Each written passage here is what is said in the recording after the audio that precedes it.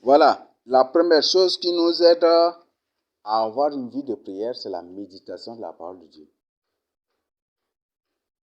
Et l'unique chose qui, une fois remplit ton cœur, va te rendre imperméable, ne va point du tout permettre que tu sois envoûté ni ensorcelé, c'est la parole de Dieu. Quelles que soient les louanges que tu fais, quels que soient les livres des psaumes que tu lis, fais autour au moins de ton possible de méditer la parole de Dieu avant de dormir. Il faut méditer la parole de Dieu.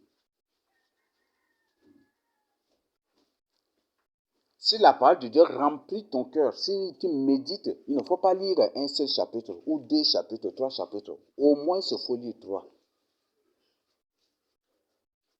Il faut que ton cœur soit rempli de la parole de Dieu. Mais tu ne médites pas la parole de Dieu, comment tu auras la force? À Josué, Dieu dit, médite cette parole jour et nuit. Déjà, n'est-ce pas? Élie s'était appliqué à cela quand le peuple de Dieu, voilà, les enfants d'Israël s'étaient rassemblés. Il leur dit ouvertement, vous n'aurez pas la force de servir l'Éternel. Parce que lui, il médite la parole, il s'est rassuré. Il a la garantie parce qu'il médite la parole de Dieu jour et nuit. Mais il sait que le peuple ne le fait pas. Il a dit ouvertement, vous n'aurez pas la force de servir l'Éternel. Quand même, ils ont dit, non, on servira l'Éternel. C'est ça, n'est-ce pas? Mais la suite a été prouvée juste après la mort de Jésus. Il faut avoir une vie de méditation de la parole de Dieu. Est-ce que tu as cette vie-là? Il faut que ton cœur soit rempli de la parole de Dieu. Parce que là où il n'y a pas la parole de Dieu, c'est l'esprit des serpents qui t'habite. Ce qui fait que tu vas faire des rêves bizarres. Et tu es accessible, tu deviens touchable par tous les sorciers. Il y a une chose que le Seigneur dit. Lorsqu'un esprit impur sort d'un homme, il part dans des lieux arides, n'est-ce pas? Il part et il revient, il trouve que la maison est bien balayée. Mais il n'y a pas un occupant. Il revient, n'est-ce pas? Donc c'est pour dire que si ton corps n'a pas un occupant, si la parole de Dieu, Dieu lui-même est la parole, si la parole n'est pas en toi, ça va être comment? C'est un esprit, c'est des démons qui vont t'habiter, n'est-ce pas? Ce qui va, et quand un démon est en toi, est-ce qu'il va te laisser prier? Si un démon est en une personne, est-ce qu'il va la laisser prier? C'est ça. Si un démon possède une personne, est-ce que cette personne pourra prier? Par exemple, tu rencontres un fou au quartier, dis-lui, prie, qu'est-ce qu'il va faire? Ou on amène un fou, complètement fou, on l'amène devant toi pour que tu pries et lui aussi se met à prier. Tu vas faire comment?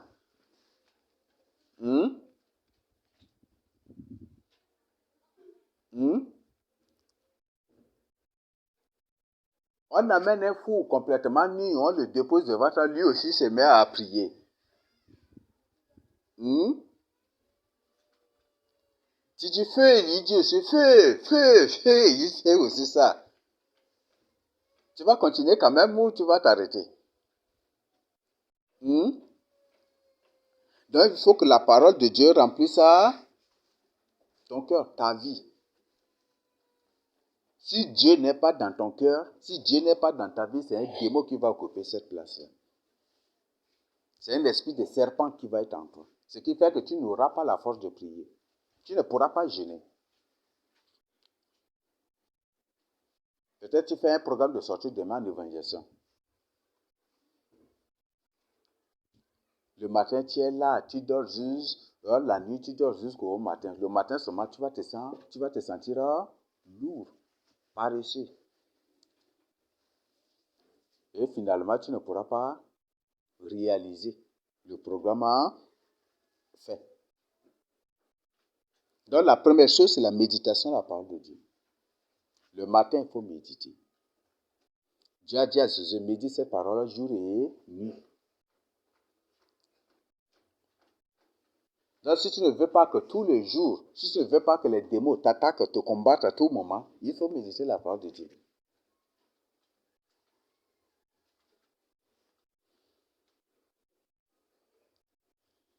Ce matin, tu as quand même médité 3 chapitres de la parole de Dieu avant de sortir de sa chambre ou avant d'aller à ses préoccupations ou à ses occupations d'avoir venu ici.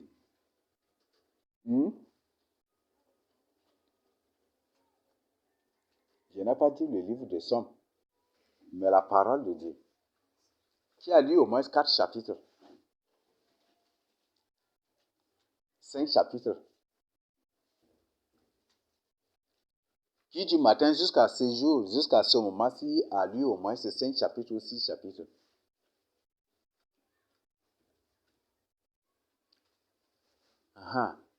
Et les autres? D'abord, pour toi, il y avait quoi?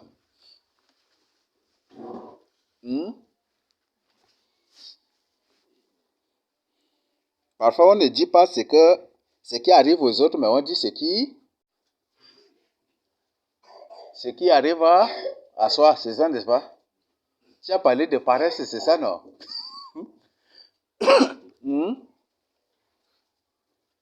Donc, il faut méditer la parole de Dieu. Il faut avoir une vie de méditation de la parole de Dieu. Et si tu médites la parole de Dieu, tu deviens libre. Tu es délivré. Plus la parole de Dieu remplit ton cœur, plus les ressentiments tels que la haine, la colère, la jalousie, toutes ces choses-là vont partir. Même les pensées impures, les convoitises, toutes ces choses vont partir.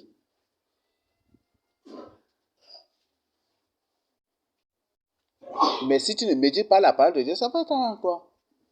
Tous les jours, tu es nerveux. Tous les jours, tu es en colère. Tous les jours, tu n'as pas la paix. Tous les jours, toi, tu n'as pas la tranquillité.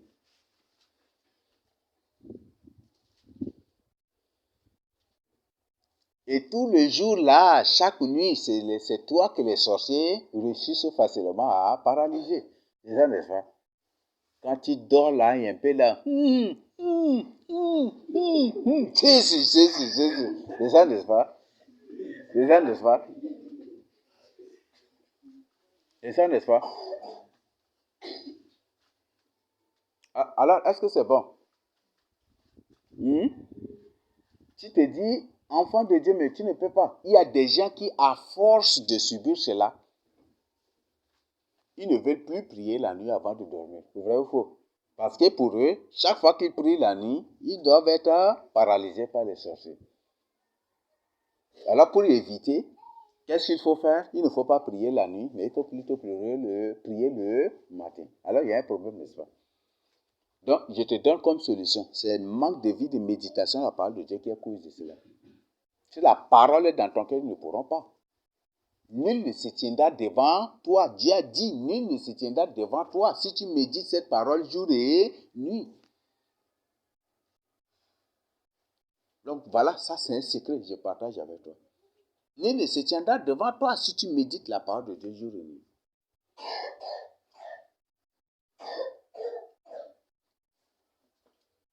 Mais si tous les jours tu es là, tu ne médites pas la parole de Dieu, tous les jours les sorciers vont te paralyser. Le matin, même chose. Dans la journée, tu te reposes un peu là, même chose. La nuit, même chose. Et toute personne, je le dis, toute personne qui médite la parole de Dieu a naturellement la vie de prière. Naturellement. C'est la vie de méditation de la parole de Dieu qui te donne même la force de prier. Quand tu médites la parole de Dieu, tu commences ta prière est une prière ointe du début jusqu'à la fin. Mais quand tu ne médites pas la parole de Dieu, tu restes là. Cher, tu loues, tu bailles comme ça, tu te traques. Peut-être 30 minutes, 40 minutes d'abord, après tu vas te retrouver dans la prière. Mais tu ne médites pas la parole de Dieu, c'est ça ce qui va t'arriver. Tu vas être là. Tu vas bailler, tu vas somnoler, tu vas dormir comme ça, après tu te réveilles, tu continues la prière.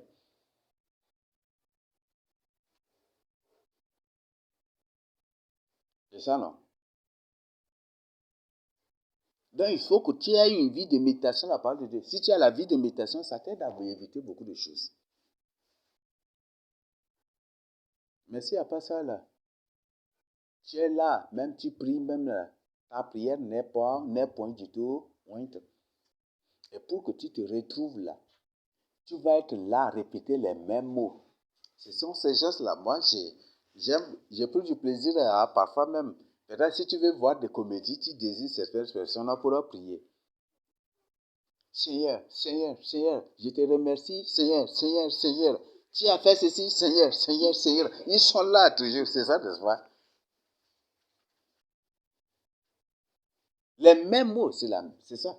Seigneur, Seigneur, Seigneur, toujours Seigneur, Seigneur. Leur mot de base, là, c'est ça.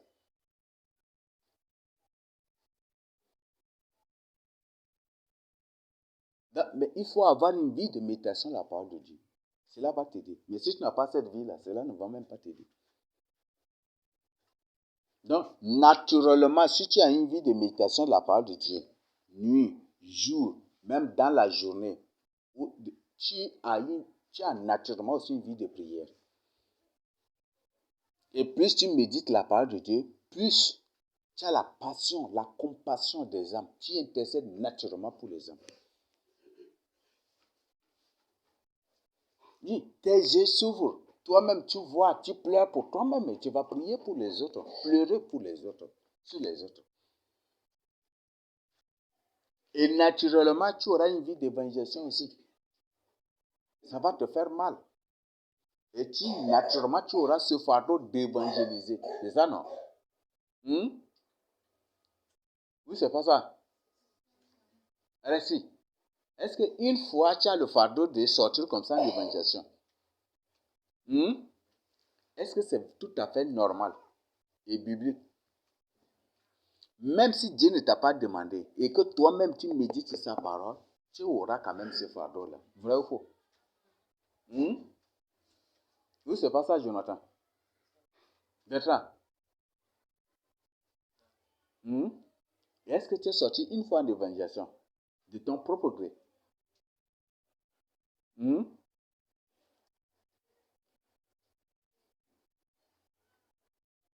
Et c'est là même, quand tu médites la parole de Dieu, ça te donne naturellement l'envie, le fardeau ardent d'intercéder, de gêner même pour le salut des âmes. Tu le fais. Qui est celui-là qui a fait cela? Dès qu'il n'y a pas la vie de prière, dès qu'il n'y a pas la vie de méditation de la parole de Dieu, il n'y aura pas ces choses-là naturellement aussi en toi. Parce que la base, c'est la parole. Tu peux louer, mais si la parole de Dieu n'est pas en toi, tu restes toujours une personne vide. Tu restes une personne vide. Comme un fût. Quand il y a un fût, s'il y a des choses dedans, quand tu tapes là, ça ne fait pas de bruit, n'est-ce pas? Mais quand c'est vide, tu tapes là, c'est ça, n'est-ce pas? La voix basse jusqu'à pour devenir fine ou aiguë, c'est ça, n'est-ce pas? Et le bruit, c'est ça. Une bruit basse ou des trucs pour finir par un bruit aigu. Ou soit ça commence par un bruit aigu pour devenir par finir par un bruit fin. Pour disparaître. Donc, c'est la base de tout, c'est la méditation de la parole de Dieu. Mais si tu n'as pas ces choses-là, si tu n'as pas une vie de méditation de la parole de Dieu, c'est tout à fait normal que tu ne pourras pas intercéder pour les gens. Si je pose, quand même, je vais devoir poser cette question. Pierre, est-ce que cette nuit-là, tu as prié, tu as intercédé pour des âmes avant de dormir? Chaque nuit. Tu intercèdes pour qui? Pour les âmes. Et lesquelles précisément?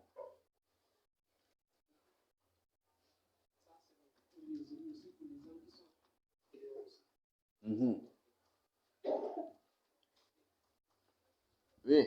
Papa Pierre, est-ce que vous le faites aussi?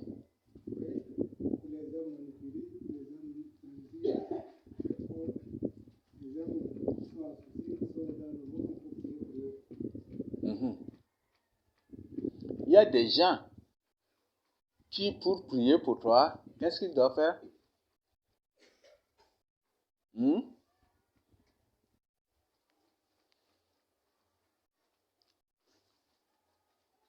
Peut-être que pour prier pour toi, il faut te rendre visite, c'est ça, n'est-ce pas? Hmm? Si il te rend visite, tu leur regorges poulet, ils mangent bien là. Seigneur, bénis-les, hein, ne l'oublie pas, bénis-les, c'est ça. C'est ça, non? Il ne faut pas oublier. Bénis-les, bénis-les, c'est ça, n'est-ce pas? Pour faire davantage, c'est ça, non? Si prochainement il part, il ne trouve plus poulet et que c'est autre chose. Là, quand même, il va un peu. Mais si le jour part, il ne trouve rien. Là, quand il revient aussi, il t'oublie complètement aussi dans ses prières. C'est ça, non? Hmm? Ou c'est pas ça? Hmm?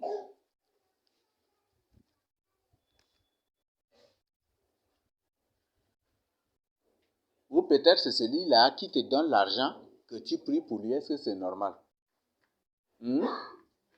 C'est parce qu'il t'a donné l'argent qu'il faut prier pour lui. Est-ce que c'est bon? Hmm? Donc, naturellement, si tu médites la parole de Dieu, c'est la base de tout. Tu médites la parole de Dieu. Tu veux, tu ne veux pas, tu vas finir par la confession des péchés. Oui, il y a une personne qui fait une méditation, qui fait une étude biblique ou qui a fait méditation la parole de Dieu sans finir par la confession des péchés. Hmm? Daniel, il y a ce qu'on appelle la lecture romantique de la parole de Dieu. La personne lit et puis après là, il faut faire les formalités avant de dormir. C'est ça, non? Il faut remplir les formalités avant de passer à la phase de sommeil. C'est ça, non? Hmm? Et quand tu fais ça, est-ce que tu vas finir par la confession de péché même? Hmm? La parole de Dieu, c'est la base de tout. Donc, plus la parole de Dieu remplit ton cœur, plus la haine, toutes ces choses-là, tout ce qui te ténèbre, toutes ces choses-là, comme la colère, même si tu es un coléreux, par la méditation de la parole de Dieu, tu vas vaincre cela. Et quand plus tu médites la parole de Dieu, plus ces choses-là te quittent naturellement. Vrai ou faux? Oui, c'est pas ça, Dieu m'a dit. Mhm.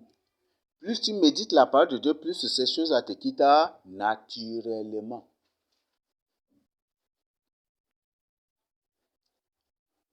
Mais si tu ne médites pas la parole de Dieu, là, c'est fini. Si tu veux, hein, si la colère t'a déjà fui et que maintenant tu ne ressens plus la colère, c'est seulement de méditer la parole de Dieu. Tu vas voir que la colère va commencer par s'installer un peu, un peu. C'est ça, non? Même si tu es grossier et que tu médites la parole de Dieu, c'est là, va te quitter. Tu aimes beaucoup gronder, tu médites la parole de Dieu, cela va quitter. Ce qui s'installe automatiquement en toi, c'est quoi? L'amour, la compassion, la miséricorde, la pitié, le pardon. C'est ça, non? Hmm? Mais si tu ne médites pas la parole de Dieu, là, c'est autre chose qui va s'installer en toi. Parce que là où ne se trouve pas Dieu, se trouve Satan. Dieu et Satan ne peuvent pas cohabiter ensemble. Donc, c'est pourquoi j'invite chacun de vous à la méditation de la parole de Dieu. Et il faut, avant que de dormir, il faut méditer la parole de Dieu. Si tu médites la parole de Dieu, ça va beaucoup vraiment t'aider. Si tu médites la parole de Dieu, ça va vraiment t'aider. Avant de dormir, il faut méditer la parole de Dieu. Le matin, il faut méditer la parole de Dieu. Le soir, à une heure libre, il faut méditer la parole de Dieu. Mais si tu ne le fais pas, c'est ça qui ne va pas t'aider. Ça va te rendre tiède, timide, paresseux spirituellement. Si c'est autre chose, tu peux faire. Mais si c'est ce qui est spirituel pour ton salut, tu ne peux pas le faire.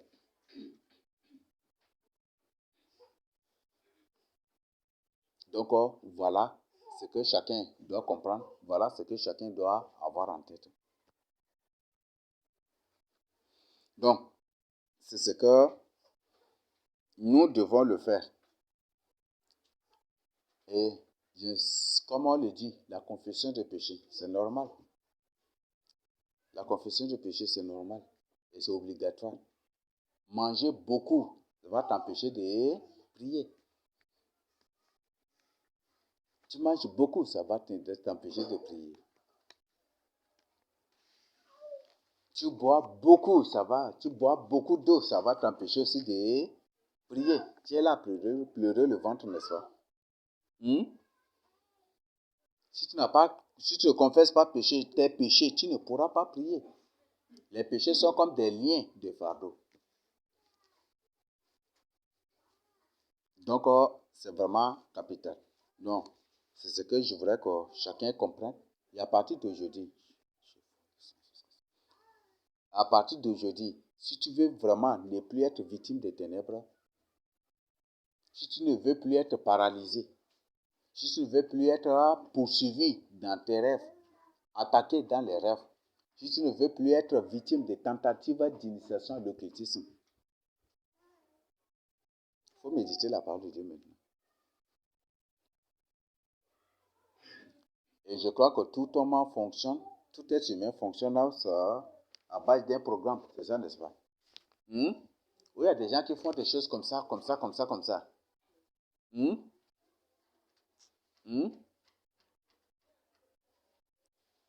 Dans la nuit que tu as là, tu peux prendre telle heure, ou telle heure à telle heure là, pour la méditation, la parole de Dieu. Ou telle heure à telle heure pour la louange. Ou telle heure à telle heure pour te reposer un peu avant de faire. Tu peux, à toi maintenant de voir. Mais moi, je vous conseille de ne pas avoir une heure fixe de prière. N'ayez pas ça. C'est bon? Parce que avoir une heure fixe de prière revient à faire de vous des esclaves. Et le jour où vous ratez seulement cette heure-là, vous ne prierez pas aussi. C'est ça, non? Peut-être tu programmes de prier à 0h. Tu pries, tu te réveilles à 3h. Toi-même là, tu te décourages déjà. C'est ça, non? Là, l'ennemi le sait. Prochainement, tu vas dormir. Là, l'ennemi va te faire réveiller directement à 4h. Tu vas dire merde après. Et finalement, tu ne pourras plus prier. N'ayez pas une heure fixe de prière. N'ayez pas une heure fixe de prière. Parce qu'eux-mêmes, ils savent qu'à telle heure, tu vas prier. Et il se peut qu'ils vont vous attaquer aussi. Et tu dis que bon, à 21h, c'est l'heure de ma prière. C'est aussi une bonne information pour eux, non? Rosalie, ton heure de prière, c'est quelle heure?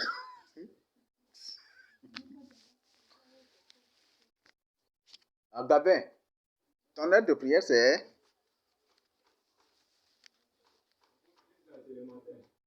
Ah,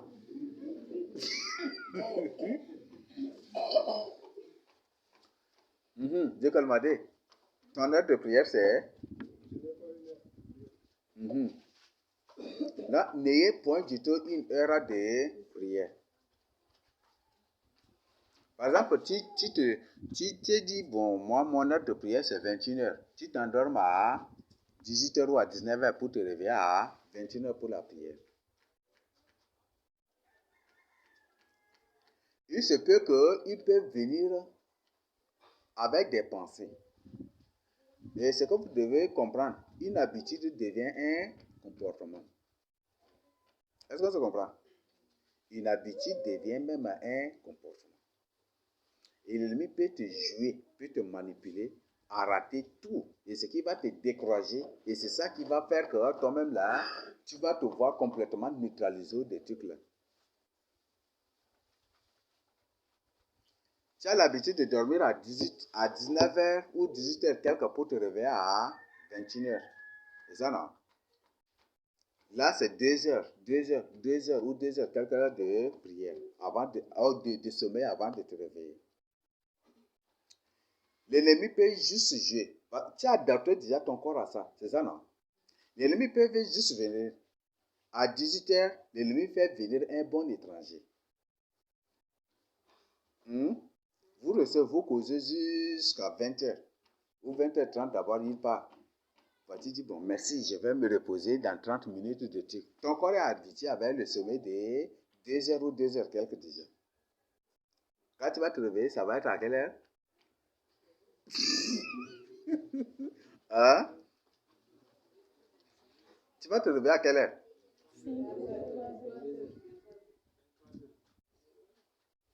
Hmm? Et par exemple, si à 19h tu dors et à 21h tu te réveilles, tu pries 1 heure ou 2 heures ou 3 heures avant de dormir, avant de redormir encore. C'est ça, non? Peut-être c'est ça. Et dès que tu pries à 21h et après 21h tu pries, tu dormes et tu te réveilles entre 22h.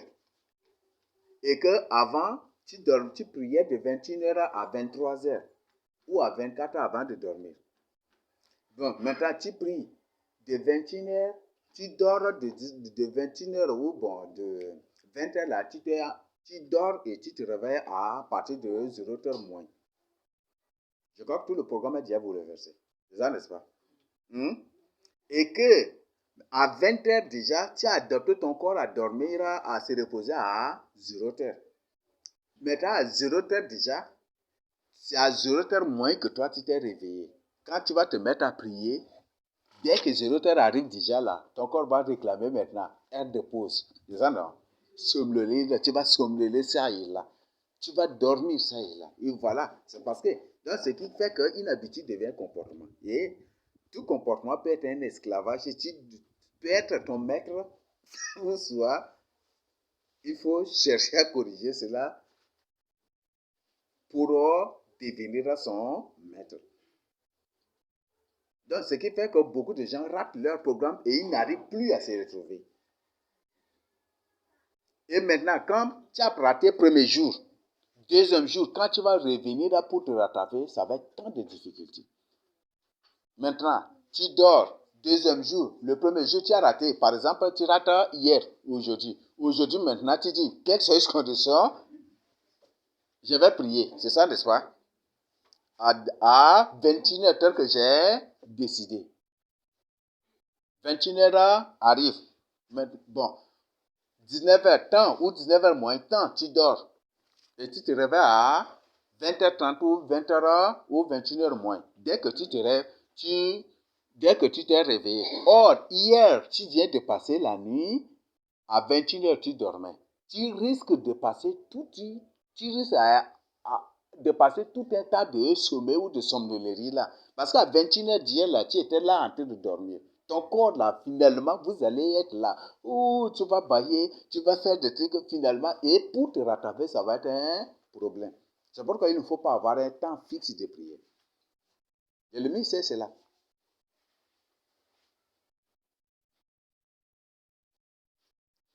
Il ne faut jamais du tout avoir un temps fixe de prière.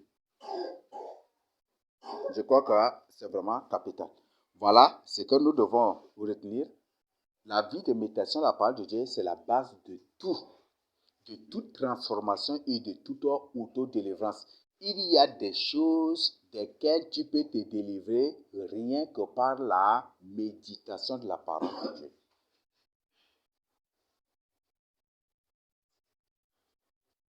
Oui. Mhm. Mhm.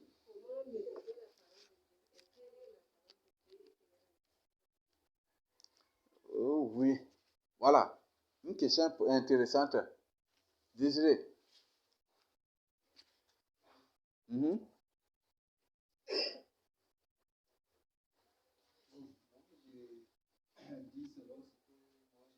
Mhm.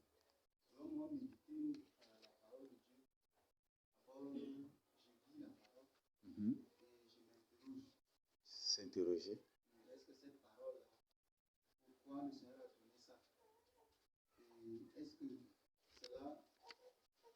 Mhm. Mhm.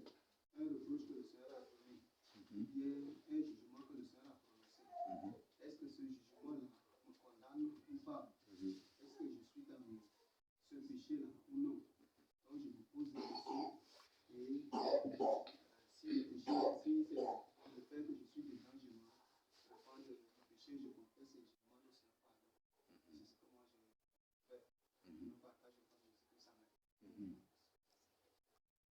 Ah, Papa Pierre.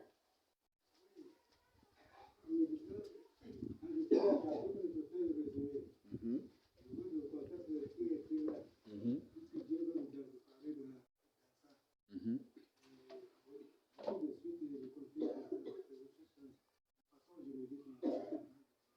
Mhm.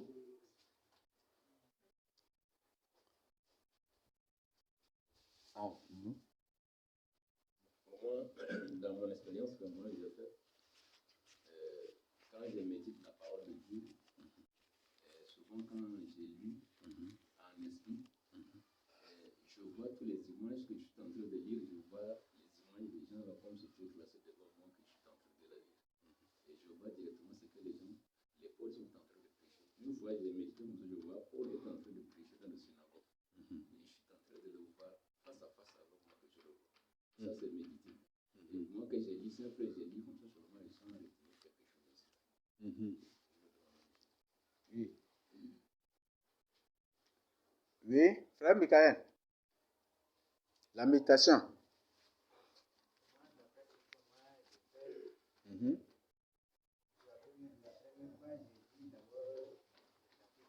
Mhm. Mhm.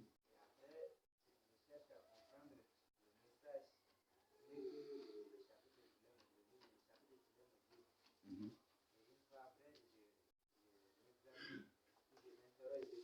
Mhm. Mhm. Ok. Le frère Alexis, c'est ça, non? Oui.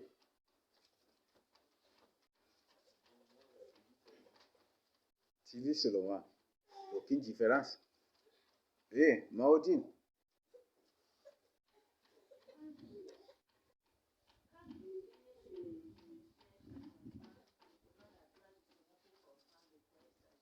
Mhm.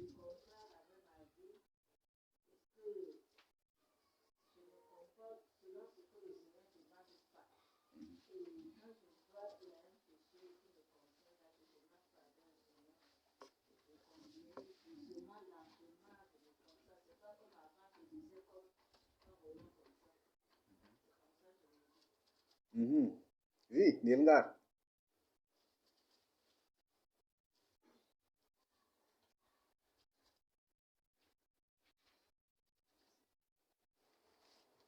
Ah, ah.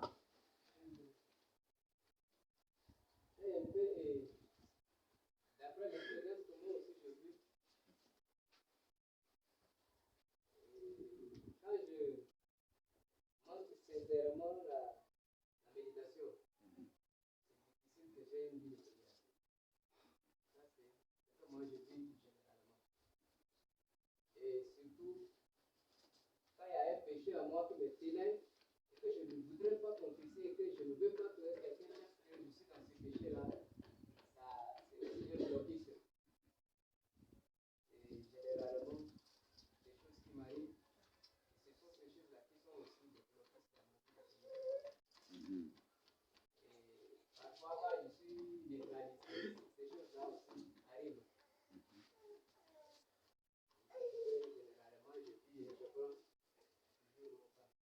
Mhm. Voilà. Le Seigneur Jésus-Christ a dit quelque chose de très capital, intéressant dans la Bible. Selon Jean 4, qu'est-ce que le Seigneur a dit dans Jean 4? Je ne donne pas le verset. Qu'est-ce qu'il a dit de capital?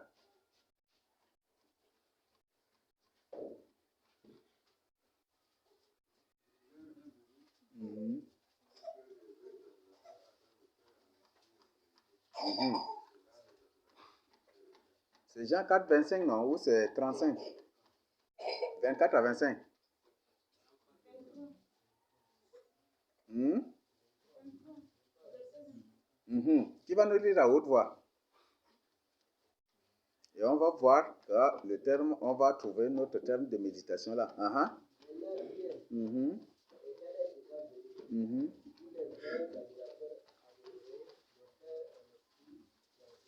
Mhm. Car ce sont là les adorateurs que le Père demande. C'est ça, non? Voilà, au contexte païen, quand on parle de méditation, ça signifie quoi? Hmm? Réfléchir. Mhm. Mhm.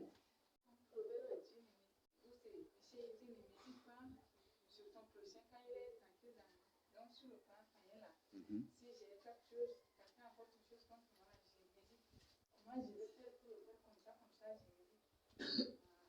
Ça, c'est réfléchir, penser ou projeter.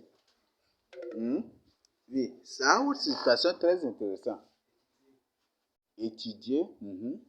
Mais au contexte païen ou écuménique ou sectaire, méditer signifie quoi?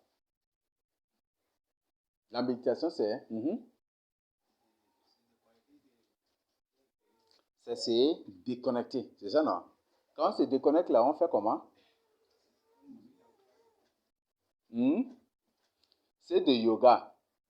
Quand ils font la truc de méditation, ils se déconnectent pour faire quoi? Là, être concentré. C'est ça, non? Hmm? Voilà. Il y a la concentration. Et il y a quoi encore? Il y a ce qu'on appelle la connexion. Quand il y a la méditation, il y a ce qu'on appelle la connexion de l'esprit avec les êtres de l'au-delà. C'est ça le contexte de yoga et le contexte sectaire. C'est ça, n'est-ce pas? C'est vouloir se connecter au monde bon, se connecter aux êtres de l'au-delà ou à une divinité. C'est ça la technique de méditation. Pour être concentré, pour se dégager, pour dégager de mauvaises énergies ou voilà, c'est là. Donc, en d'autres termes, on dit, en d'autres termes de cela, on tire que la méditation, c'est se connecter à Dieu, se connecter à l'Esprit Saint. En d'autres termes, il s'agit d'une lecture spirituelle de la parole de Dieu. Il y a ce qu'on appelle lecture physique. Il y a ce qu'on appelle lecture spirituelle. Les vrais adorateurs adoreront le Père en esprit et en vérité. Donc, la méditation dans les questions ici ne symbolise rien que adorer aussi en esprit et en vérité la parole de Dieu. Ce qui fait que quand tu médites la parole de Dieu, tu lis en esprit et en vérité la parole de Dieu, tu n'as pas l'envie de t'arrêter. Tu continues toujours par lire. C'est ça, n'est-ce pas? C'est ça, non? Oui, c'est pas ça. Mais quand une personne est en train de lire, et puis il raisonne, ça c'est l'odeur de viande de qui? Et après là, il continue. Ça c'est l'odeur de la sauce de qui? Et puis il continue. Ça là. Est-ce que la personne est vraiment concentrée? Hein? Est-ce que la personne est concentrée? La personne elle est là en train de lire, mais il voit tout ce qui passe. Peut-être il est là en train de lire. Quand tu passes avec quelque chose, où est ma part? Il te demande directement. Est-ce que ça c'est une méditation? Ou une personne qui prétend méditer la parole de Dieu, mais à la fin de laquelle il se lève nerveusement, en colère, il se met en colère. C'est ça, non? Il finit par la colère. Est-ce que ça, c'est la méditation de la parole de Dieu? Il y a un problème, n'est-ce pas? Donc, voilà des grands problèmes. Donc, il s'agit de lecture spirituelle et en vérité la parole de Dieu. Donc, tu médites la parole de Dieu, c'est quand ces païens, ces gens du monde, ils disent qu'ils se connectent au monde de l'au-delà. C'est pourquoi? C'est pour quand même gagner quelque chose de ces entités, n'est-ce pas? Et ils se connectent aux démons pour recevoir des pouvoirs des démons. C'est ça, non? Hein? Mais si toi, tu te connectes à Dieu, tu te connectes à la parole de Dieu, tu te connectes à Dieu, c'est pour recevoir quelque chose de lui. Donc, il faut contextualiser dans ta vie. Moi, est-ce que cette parole que je lis là ne me reproche pas? Et il faut, quand tu médites, tu réfléchis au-delà de ce que tu es en train de lire. Tu cherches à comprendre au-delà de ce que tu es en train de lire. Si réellement tu médites en esprit, en vérité, l'esprit va te faire comprendre au-delà de ce que tu es en train de lire. C'est ça, non? Mais si tu lis seulement, il y a des gens qui, en faisant la lecture, ils font les voix romantiques, les voix poétiques, c'est ça, n'est-ce pas? Hmm? Hmm? Les voix rhétoriques, les voix des démagogues ou c'est ces voix-là qu'ils font. Est-ce que ça vous aide? Hmm? Est-ce que ça vous aide? Hmm?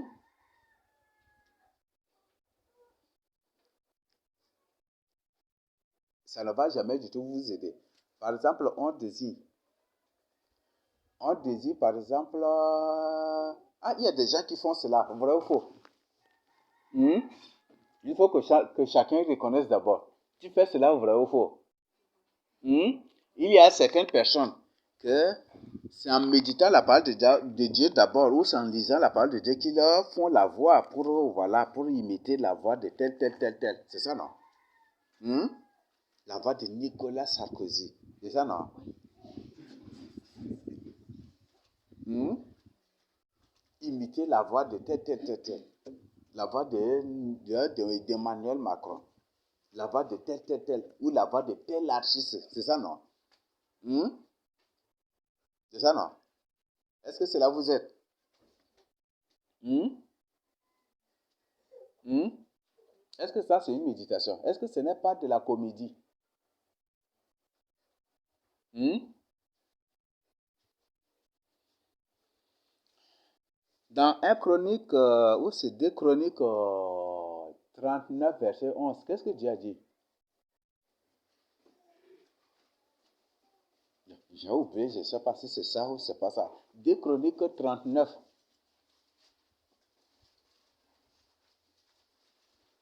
Tu vas nous lire ça à haute voix. Hein?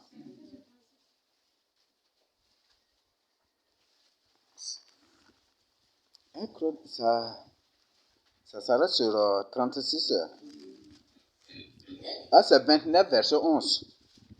Ça va être ça, 29, verset 11. Maintenant, Mhm, mes fils, mhm, cessez d'être négligents, mhm, car vous avez été choisis par l'Éternel mhm, pour vous tenir à son service mhm, devant lui, mhm, pour être ses serviteurs mhm. et pour lui offrir des parfums. C'est bon? Donc, dans ça, il ressort la négligence. C'est ça, non? Hmm? Donc, Dieu condamne la négligence. Et il ne faut pas. Dans Jérémie, comme Dieu dit, maudit soit celui qui fait l'œuvre de Dieu avec c'est Jérémie 25, 10, non? 48, 10. Hmm? Oui, c'est pas ça, Daniel. Je suis sûr que c'est ça même.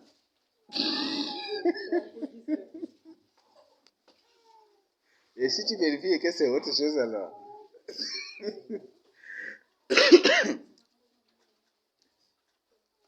C'est bon? Donc, maudit soit celui qui fait l'œuvre de l'Éternel avec négligence. C'est pas bon. Est-ce qu'on se comprend? C'est pas bon. C'est pas du tout bon. Donc, confie-toi au Seigneur Jésus-Christ. Répands-toi de ces choses-là. Imiter les voix siréniques, les voix des démons, ne vont point du tout faire de toi un enfant de Dieu, mais fera de toi un orgueilleux par excellence de Satan. C'est ça, non? De telles choses sortent de l'orgueil, c'est ça, non? L'arrogance. Et vous savez fort bien que Dieu condamne ces choses-là.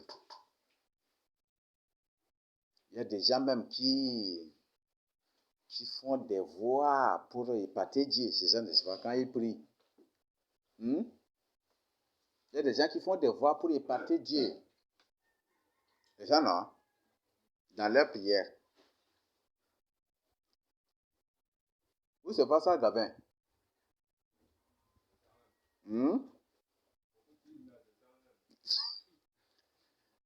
Peut-être si on désigne une personne pour prier, il va faire de telles voix. Alors, est-ce que c'est une prière véritablement en esprit et en vérité? Est-ce qu'une telle prière, c'est une prière en esprit et en vérité? Tu médites la parole de Dieu en faisant de voix. Non. La méditation, c'est une concentration. C'est se connecter. Là, pour être connecté, il faut te déconnecter. C'est ça, n'est-ce pas? C'est ça, non? Pour te connecter, il faut te déconnecter. Donc, c'est spirituel. Donc, prends ton temps. Et quand on médite la parole de Dieu, c'est pour comprendre les mots utilisés, pour comprendre le contexte et pour comprendre aussi de manière générale. Pourquoi Dieu a utilisé tel mot? Pourquoi tel mot s'est utilisé? Pourquoi ça a étudié tout cela pour comprendre? Ce qui fait, c'est que beaucoup ignorent.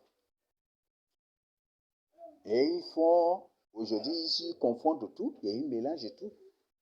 Quand par exemple, on te donne un texte à étudier, tu vas faire comment? Même les gens du monde là, pour apprendre un texte, il faut comment? L'étude des mots, et après, l'étude des textes, c'est ça, non? Première idée, deuxième idée, c'est ça, n'est-ce pas? Et l'étude générale, voilà, tout. Analyse, tout. Pour comprendre, n'est-ce pas?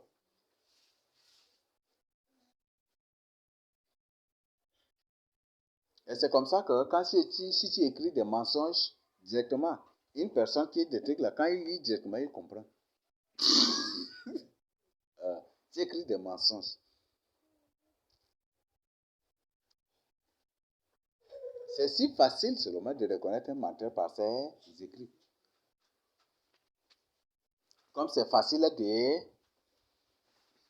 de connaître un menteur lorsqu'il parle, c'est plus facile de reconnaître aussi l'écrit d'un menteur. Là, tu écris des mensonges, automatiquement, il le sait.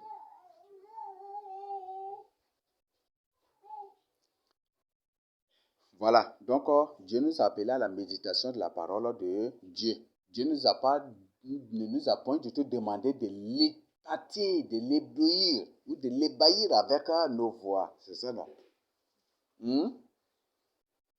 Ou ce n'est point du tout pour que quand on va te désigner pour prier, là, après la prière, quand les gens vont sortir, moi aussi je vais avoir sa voix. Induire les gens dans le péché, ce n'est pas pour ça.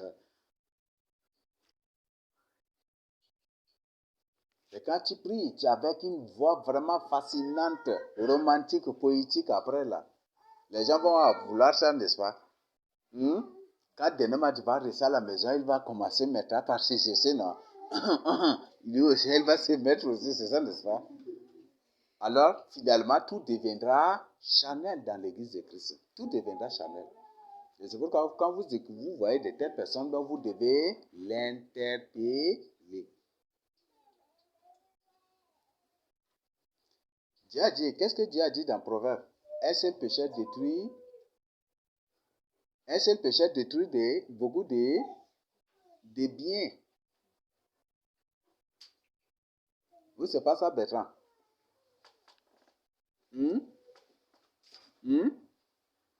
Si un seul pécheur fait quelque chose ici, vous ne l'interpellez pas, les autres vont tous aussi se mettre à l'imiter. Quand vous l'appelez, il prend la voix d'Emmanuel Macron, la voix de tel, pour parler, pour des trucs.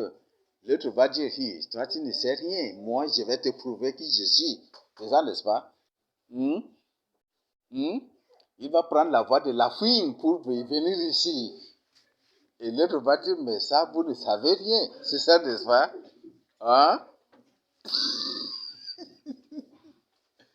L'autre, quand il va se lever, il va prier comme le chant de Arafat. Vite, pour vous prouver que lui parle le français plus que vous. C'est ça, n'est-ce pas?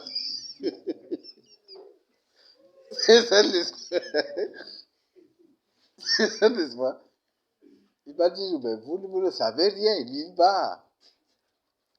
Peut-être en une seconde, il prononce 6 mots, 10 mots, vous allez être surpris. C'est ça, n'est-ce pas? Et l'autre, finalement, toute l'église deviendra charnelle. Tout ce qui sera fait, sera charnel. Donc, voilà. Donc, et une base. Et la base de toute chose, c'est la méditation de la parole de Dieu. Le Seigneur, la Bible dit dans 1 Corinthiens 3, si une personne bâtit sur un autre fondement, là que ça n'existera plus, n'est-ce pas? C'est ça, n'est-ce pas? Nous n'avons qu'un seul fondement. Et ce fondement, c'est le Seigneur Jésus-Christ.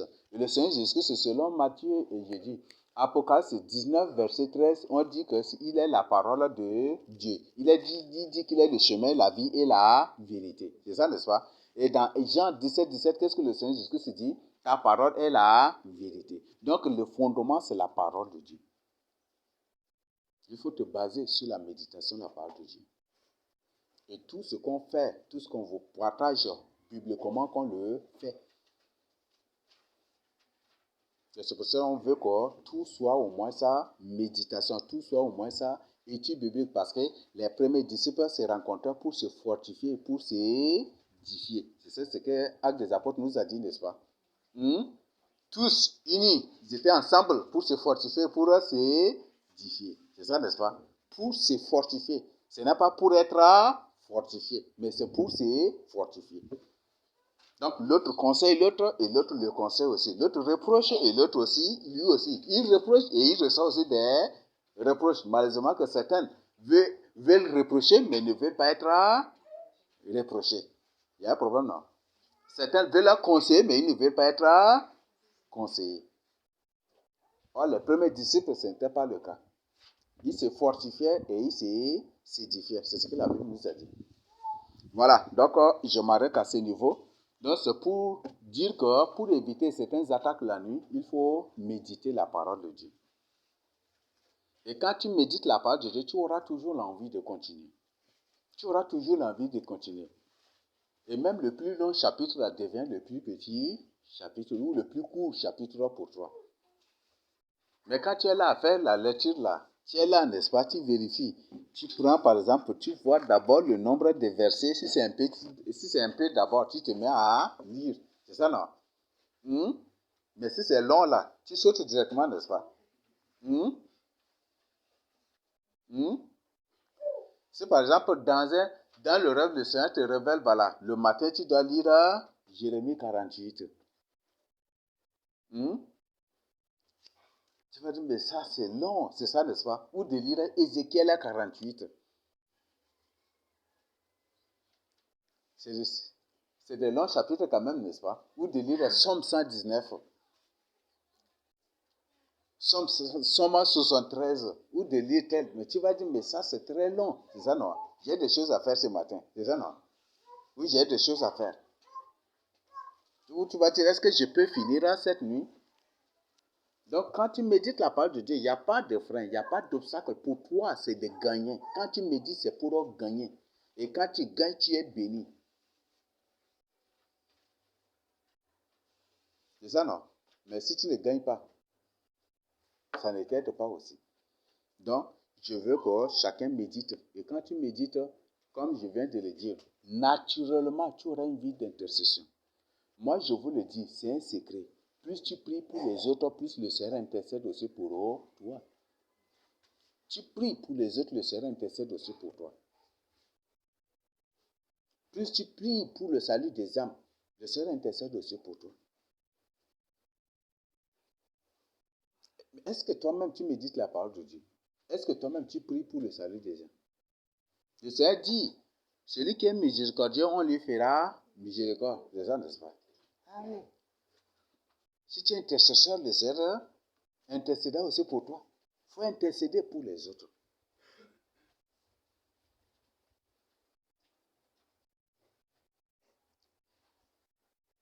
Concentre-toi sur l'intercession. Ça va beaucoup t'aider. Mais si tu n'intercèdes pas, tu ne pries pas pour les autres. Non. Même la Bible dit que Celui qui n'ouvre pas la main, lui-même là, un jour, il frappera, mais un jour, mais en vain, n'est-ce pas? Si tu n'ouvres pas la main aux autres, un jour tu frapperas, mais en vain. C'est ça, non? Donc, c'est très capital. Donc, voilà ce que nous devons comprendre. Donc, intercède pour les autres, prie pour les autres. Et la base de tout cela, c'est la méditation à part de Dieu. Ça, c'est vraiment capital. Et personne ne va dire le contraire. La base de tout, même le Seigneur Jésus-Christ a dit, sans moi, vous ne pourrez rien faire. C'est ça, n'est-ce pas? Donc, sans la méditation, la parole de Dieu qui est le Seigneur Jésus-Christ lui-même, là, vous ne pourrez rien faire. Si la parole n'est pas en toi, c'est rien. C'est la parole qui est en toi là que tu vas partager avec les autres. C'est cette parole qui t'a sauvé que tu vas partager avec les autres. C'est ça, non? Hein? Mais si la parole n'est pas en toi, tu vas partager quoi avec les autres?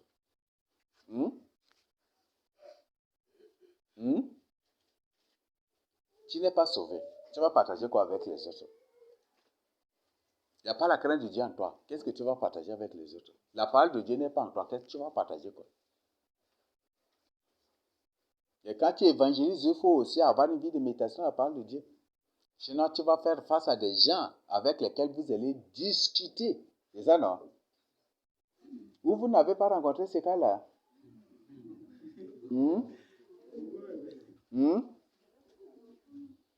Tu as dit, le Seigneur Jésus-Christ a dit, Paul a dit, vous serez là à vous balancer des versets bibliques. C'est ça, non?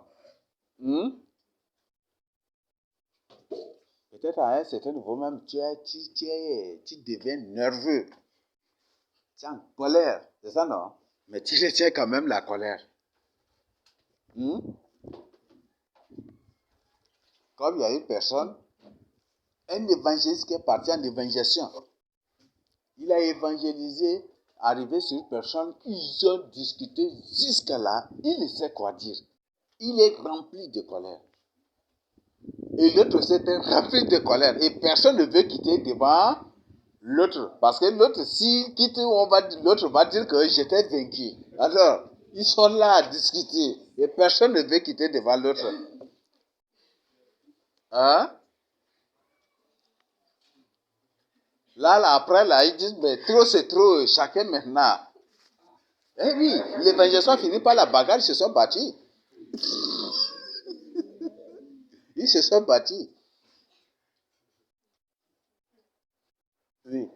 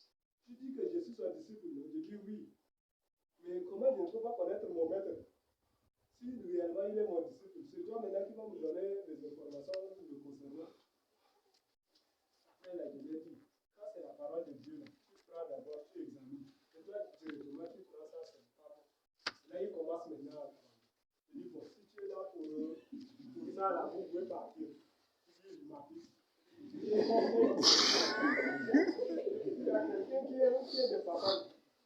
Là, il nous regarde. La personne s'est arrêtée pour nous voir. C'est bon déjà. Moi, je pense que tu es un enfant de Dieu en quête de la vérité comme moi. Mais comme tu n'es pas là, vous pouvez partir vous chercher d'autres. C'est que vous êtes là pour critiquer les autres sans une base. Vous pouvez partir. Ils refusent de partir. Et là, la personne qui était là, le cheveu, il me dit que, après, quand il est parti, je dis non, je ne veux pas dire. Pourquoi vous êtes énervé? Je ne veux pas maintenant, même si c'est la parole de Dieu que je refuse. Mon compte là, c'est avec Dieu, mais pas avec vous. Mais pourquoi vous êtes énervé? Vous pouvez partir. Il quittait en brodant. Il partait. La personne est là, il a dit, il est sous la colère de Dieu. Il va répondre de tout ce qu'il fait là, il va répondre de devant Dieu. Et c'est avec lui maintenant, c'est une occasion qu'il m'a donné. Alors, la personne a l'habitude de passer là. Mais on n'a pas passé. Mais lui, il est venu avec sa manière là, de donner une occasion de évangéliser la personne. Tout ce que tu dis, c'est la vérité. Mais tu dois dire. Donc, il y a des choses comme ça.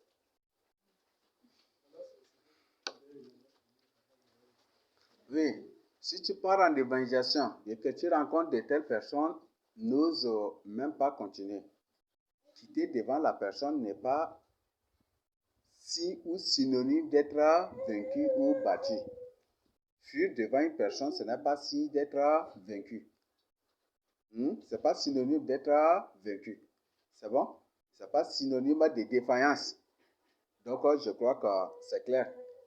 Mais si tu continues, l'évangélisation deviendra querelle. Querelle deviendra insulte. Après, les mots violents. Et après, les Bibles seront jetées. Et après, c'est autre chose qui seront démontrées. Hein? Là, il y a des gens qui sont de... Mais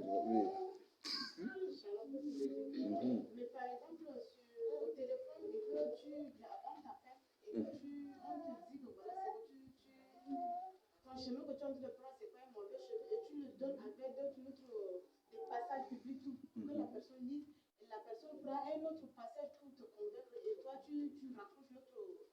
Là, tu raccroches, il n'y a pas de problème. Oui. Parce que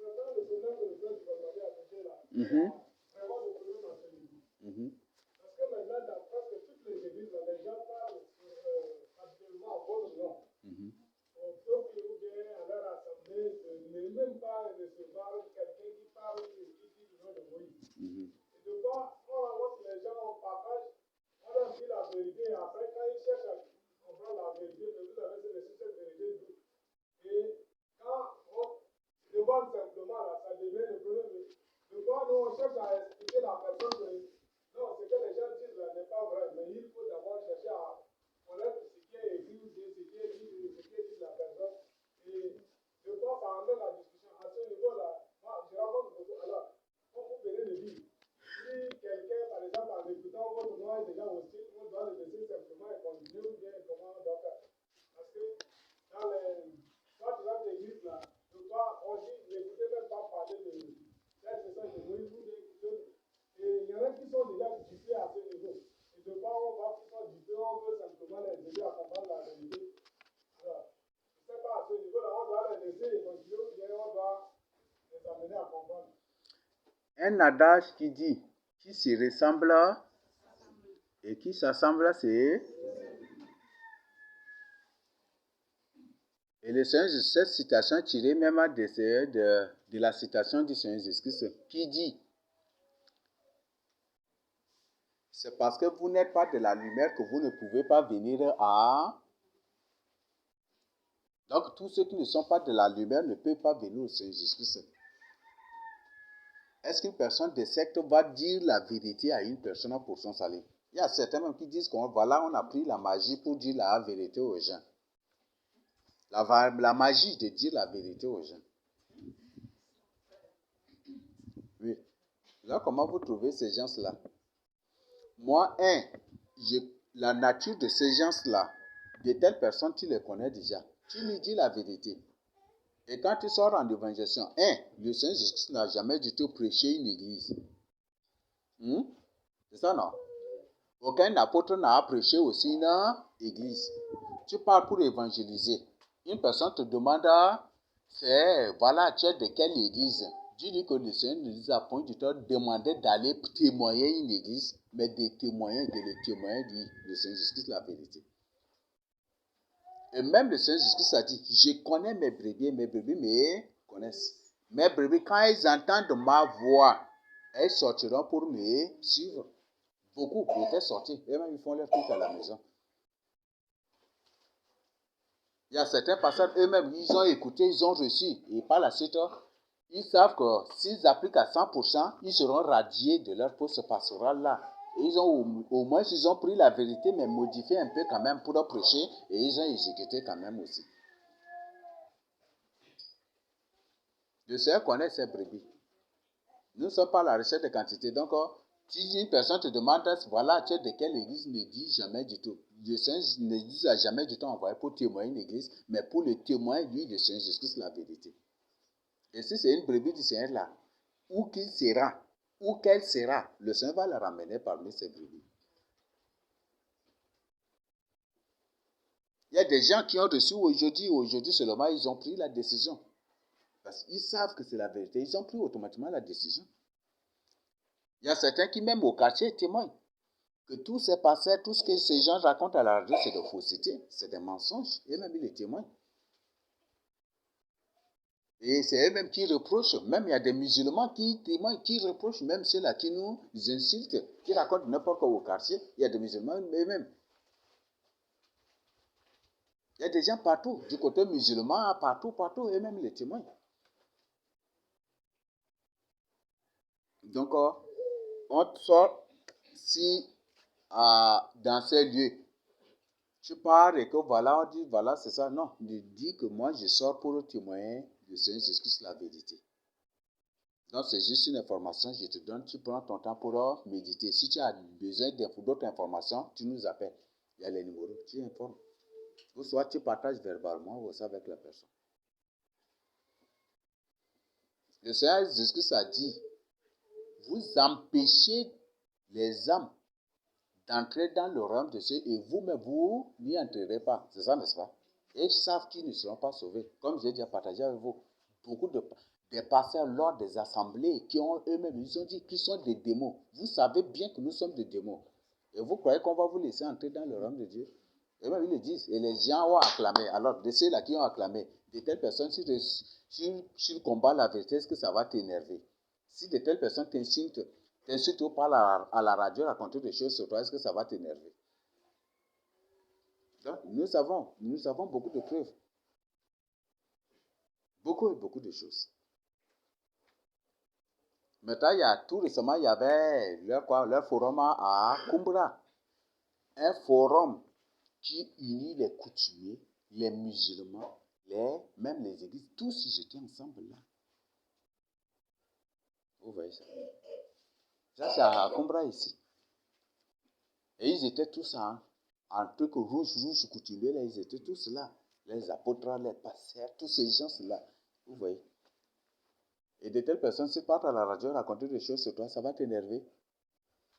Si ça t'énerve, ça te choque, c'est que toi-même tu as un problème. C'est ça, non? C'est ça, non? Oui. Toi-même tu as un problème. Si de telles personnes, ils t'insultent, ça te fait mal, c'est que toi-même tu as un problème. Ce n'est pas eux qui ont de problème, parce qu'eux, c'est déjà leur nature comme ça. Ce sont des démons, eux-mêmes le disent. Donc, eux-mêmes, ils n'ont pas de problème. C'est leur nature comme ça. C'est toi qui as un problème. Donc, il faut te faire le taux de l'avance de la colère et de ces choses-là.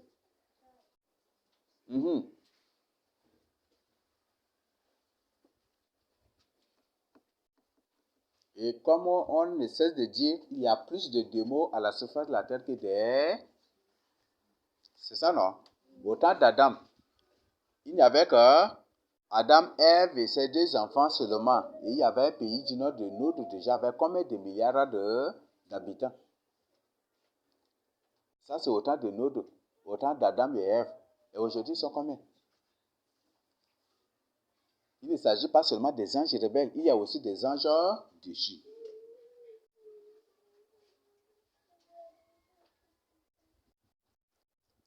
Il y a aussi des anges déchus. Et ils ont combien d'enfants? Ils sont partout. Par exemple, il y a même des scientifiques qui le disent, qui sont dans tous les domaines. Des scientifiques même qui le disent, qu'il y a beaucoup de géants à la surface de la Terre que des humains eux-mêmes. Que beaucoup, ils sont dans tous les domaines de la société. Même à l'église de Christ, ils sont là comme des pasteurs de ceci, de ça. Ils sont partout. Et moi, en vérifiant parfois les photos de certains pasteurs célèbres d'Amérique, moi, j'ai ri tout seul. Quand les gens, que voilà, tel pasteur prêchait bien Christ, et par la suite, il dit que voilà, le pape est son père beau. Il demande aux gens, moi, je ne fais que rire. C'est des gens de grande taille, des tolman, comme on a l'habitude de le dire. Ça n'a point du tout été surprise pour nous. Donc, étudiez ces gens, il y a beaucoup de démons.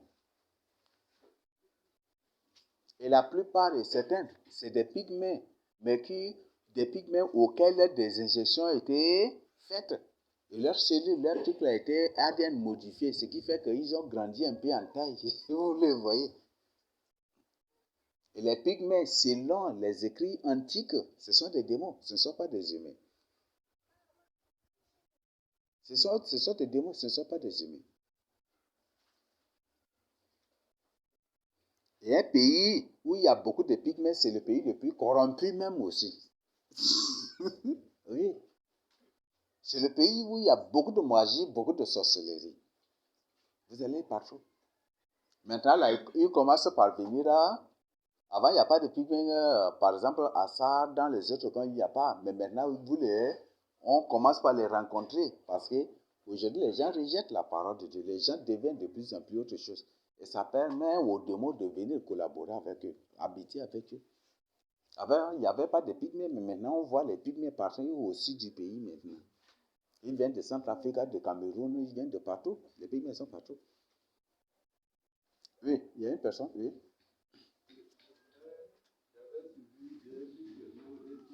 Mm-hmm. Mm-hmm. Mm-hmm.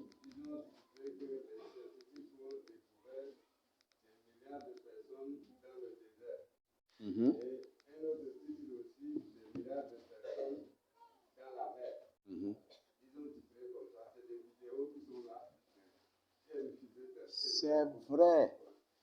C'est vrai, il y avait une chose que peut-être, il y avait un géant de l'eau qui était mort et qui était sorti. Ce géant mesurait, vu seulement sa taille, mesurait, bon, on dit que c'est un géant de 500 tonnes. Une personne qui, dans le poids, c'est 500 tonnes, tu crois c'est...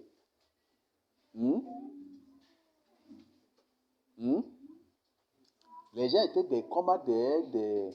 comme des mouches sur lui.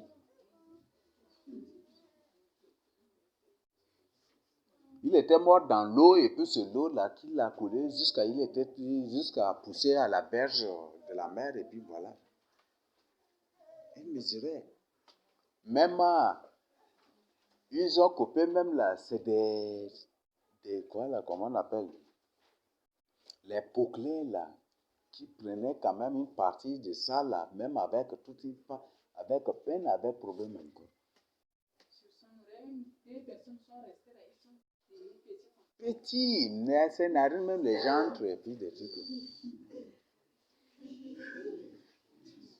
Et que c'est un petit encore, hein, c'est un enfant, ils disent que c'est un enfant encore. C'est un jeune homme encore.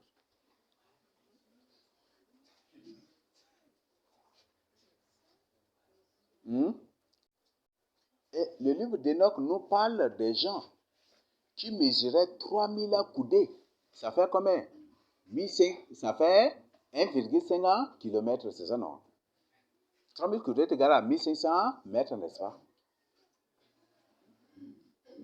Alors, une personne de 1 km et 500 mètres au-dessus, cette personne-là, oui, c'est des gens qui existaient. personnes qui mesurent 1 km quelque. 1,5 km. Vous voyez ça? C'est pas 500 mètres, hein, mais 1,5 km. Une telle personne, s'il marche là, ça va être comment? Les maisons, la parterre de son esprit. Ils sont beaucoup sous l'eau. Au désert que vous voyez là, il y a des entités là. Il y a des entités. Et c'est ces entités-là qui aujourd'hui ont aidé les nations ça et là. La base de tout, c'est ici en Afrique. Ils disent la base de tout. J'ai partagé avec vous que Babylone là, c'est ici, n'est-ce pas? C'est ça, non? Effectivement, ils ont trouvé que Babylone se trouve là où exactement ça aussi. On dit mystère du Sahara. Il vous présente, non? Mystère du Sahara, qu'il y a l'œil du Sahara ou quoi comme ça. Mais c'est Babylone. Babylone est un pays encerclé d'eau, n'est-ce pas? C'est ça. Ils disent que c'est une ville antique. C'est ici au Sahara. Ici, Babylone est ici au Sahara. Alors, où se trouve? Où est Israël? Israël, c'est l'Afrique, bel et bien. Donc, par exemple, vous pouvez vous-même entrer, chercher l'œil du Sahara. Ils disent que c'est une ville, non? Parfois, ils l'appellent Atlantique Beau. C'est ça, non? L'œil du Sahara. Donc, il y a que c'est une ville encerclée d'eau, entourée d'eau. C'est ça, Babylone même. Babylone. Ça vient du mot Sarba Burdon. C'est ça, n'est-ce pas? Donc, c'est une ville entourée, encerclée d'eau. Et c'est ça, Babylone. Et si Babylone est ici au Sahara, là, déjà, ça, c'est déjà une preuve encore de plus qu'Israël n'est pas au Moyen-Orient là-bas aussi. C'est ça, n'est-ce pas? Ce sont nos frères seulement qu'ils ont déportés là-bas. Israël est bel et bien l'Afrique subsaharienne. Donc, vous pouvez vous-même télécharger le mystère de l'œil du Sahara et vous allez trouver plus encore. Donc, nous avons ces choses. Il y a des civilisations partout. Ils sont partout au sud. Un jour, j'avais vu un musulman. Seulement, j'ai vu la forme de ça. Les formes seulement de ces dents. J'ai dit, mais ça, c'est un démon. Et ces gens, vous allez les trouver partout. Ils sont partout. Et d'après un témoignage qu'on a reçu, qu'aucun humain normal ne peut supporter la chaleur du désert. Et s'il y a des humains là-bas au désert, là-bas, c'est que ce ne sont pas des vrais humains. Beaucoup, ce sont des revenants. Et c'est ça même la tactique. Les revenants qui meurent au sud ou au centre, là, ils apparaissent là-bas. Il y a beaucoup de gens qui nous appellent, ou qui nous font signe, qui partagent avec nous, qu'ils ont trouvé des revenants, des gens qui sont morts au sud, mais qui se sont retrouvés au nord là-bas, sont au nord là-bas. Nous avons tous ces problèmes-là comme ça. Voilà, donc ayons une vie de méditation de la part de Dieu. Et si tu as une vie de méditation de la part de Dieu, avec joie, fais la méditation de la parole de Dieu avec joie. Il ne faut pas que ça soit comme un truc forcé, mais fais-le avec joie. Parce que même le Seigneur nous dit, celui qui donne avec joie est béni. C'est ça, n'est-ce pas? Donc, si tu donnes avec joie, tu es béni.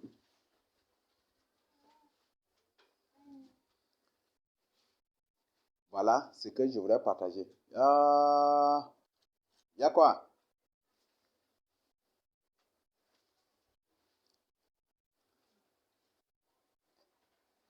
Le frère, oui, il y a un petit problème? Ok, d'accord. Ah, le frère Michael, non? Il n'y a pas de problème? Ok, d'accord. Je crois que tu as reçu une attaque. Voilà, si à pas de choses, on s'arrête à ce niveau. Donc, voilà, oui.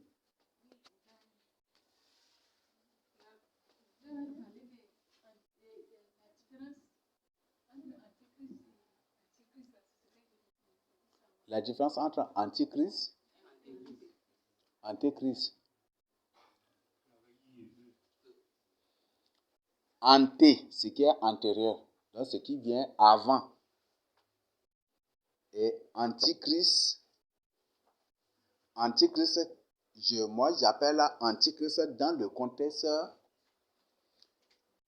de toutes ces pratiques qui sont contre la parole de Dieu, qui sont anti-bibliques. Donc, moi, j'appelle antichrist pour dire que c'est une personne, on l'appelle l'impie. Donc, tout ce qu'il fait, c'est contre la Bible. Donc, c'est ça, antichrist. Christ est la parole de Dieu, c'est ça, non? Le Seigneur Jésus-Christ est la parole de Dieu, c'est ça, non? Donc, c'est pas ça, Rosalie. Et s'il est la parole de Dieu et qu'il y a un antichrist revient à dire anti-biblique. Tout ce qu'il fait est anti-biblique. Au lieu que ça soit le Seigneur Jésus-Christ qui doit être adoré, lui, c'est lui qui veut être adoré. Le Seigneur Jésus-Christ a dit, je suis venu au nom de mon Père et vous ne m'avez pas accueilli, vous ne m'avez pas reçu. C'est ça, non? Mais l'antichrist, lui, vient au nom de nulle personne et il est accueilli.